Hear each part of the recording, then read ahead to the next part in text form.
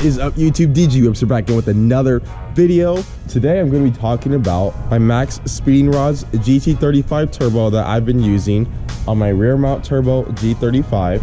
Now first, I want to actually introduce our very first channel sponsor, Maxpeedingrods, the company that makes the turbo that I'm using. Shout out to them. They make great products and they're the most affordable brand by far, but they do not sacrifice on quality. And that's definitely why I chose to go with them. So shout out to them. And if you need a turbo or coilovers or any other parts for your build, go ahead and check them out. But yeah, this is a pretty common question. Should I spend the money, get like $1,000 turbo, go with Garrett or Precision Turbo or anything like that? Or can I cheap out and get a cheaper turbo?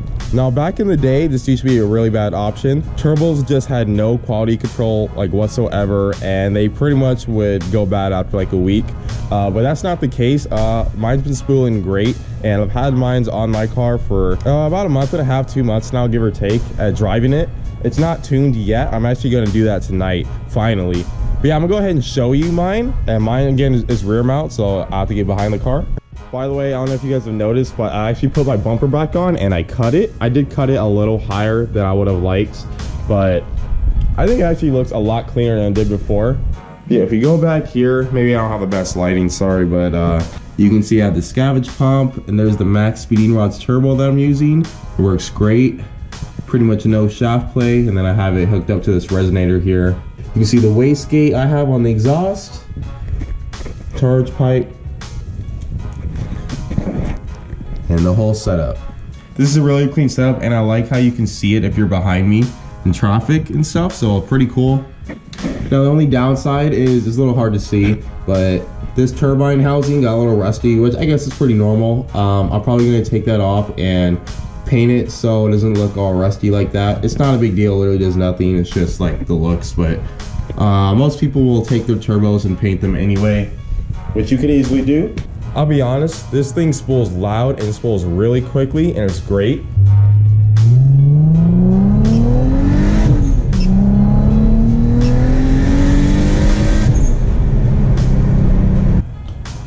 And it spools great. No issues with boost. I actually was over boosting for a while, so a little too much power. But I fixed that and everything's good to go. And so far, no issues with the turbo. As long as you plumb the oil lines right, make sure you don't have any issues with oil backing up and everything, it's pretty much good to go. Now, the turbo I have, again, is the GT35 general bearing turbo. They will need pretty sufficient oil pressure, so you don't want to really put a big restrictor on them or anything like that. It's not, the one I have is not a ball bearing. But these, you definitely want to give them as much oil pressure as possible, and you want to make sure you drain them correctly. I have a scavenge pump, so I have a little bit of a different situation than most U-turbo guys. And tonight I'm actually going to get a dyno tuned, and we're really going to see how much power that this car can make with this turbo. I want to just show you guys that this is a great turbo to use. This is picking up some E85 right now for an actually reasonable gas price here.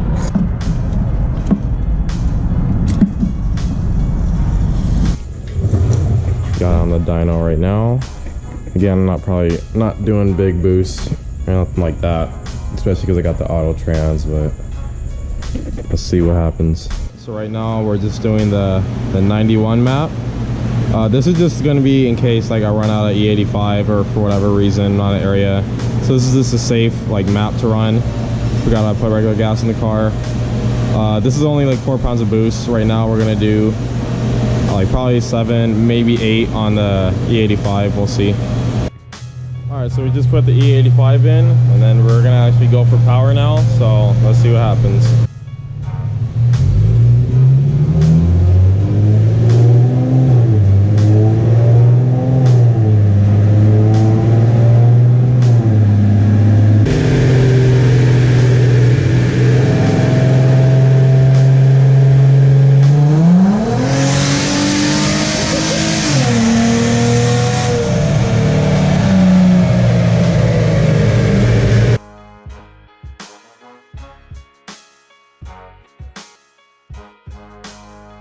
Alright, got this bitch back on the dyno.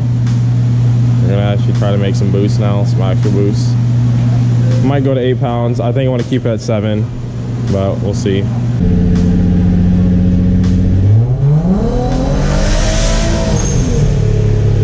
Only went to like 2. It's so weird. Like, it's different in the drive versus like the manual mode. It's kind of, which is weird.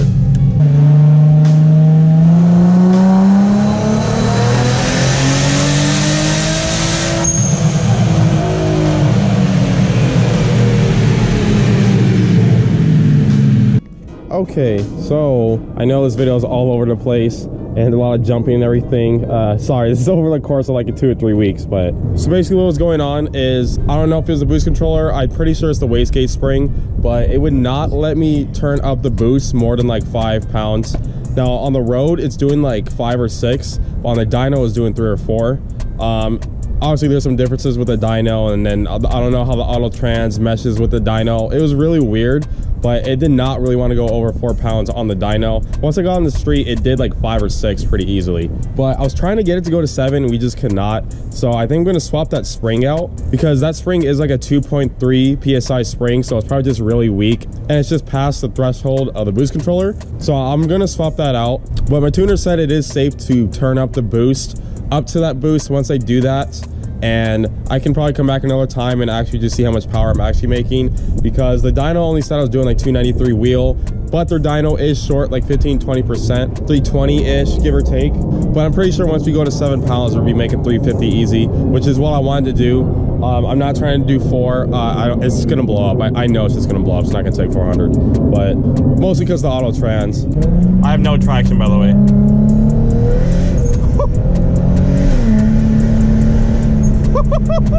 Holy shit, bro. The wastegate screams. A lot of people say that G's just scream when they're boosted, and it is true. This car screams when it hits boost.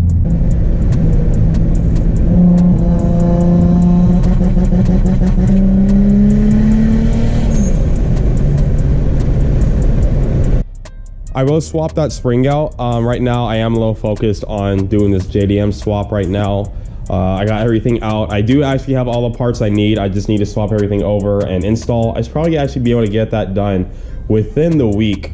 But yeah, my Maxpeedingrods turbo, it does great. Any other future builds I do, they're who I'm going to be sticking with for sure. Shout out to them again. If you need any turbos, coilovers, even like engine rods, connecting rods for your build, go check them out right now. But yeah, that's going to do it for this video, guys. Thank you guys again so much for watching. I'm so happy this G is tuned. I am going to car meets and cruises here in Vegas now, so if you want to roll with me and you're in the Vegas area, let me know. Hit me up, DM me. I do reply slow because I am very busy. I do work a lot and I'm always working on cars, and I'm very occupied, but I will get back to you at some point, so don't be afraid to message me or comment down below. Also, don't forget to like and subscribe if you're new to the content and you like what you're seeing. But other than that, thank you guys again so much for watching and supporting the build all the way through, and you guys that have been here since day one, shout out to you guys. You guys are awesome. I'll definitely be giving you guys more videos and clips of the car, be talking about little nitty-gritty details, all that stuff later on. But I just wanted to focus on turbo, getting the car tuned, and getting it driving again. But yeah, thanks again. Thank you guys so much for watching. I will see you guys next time.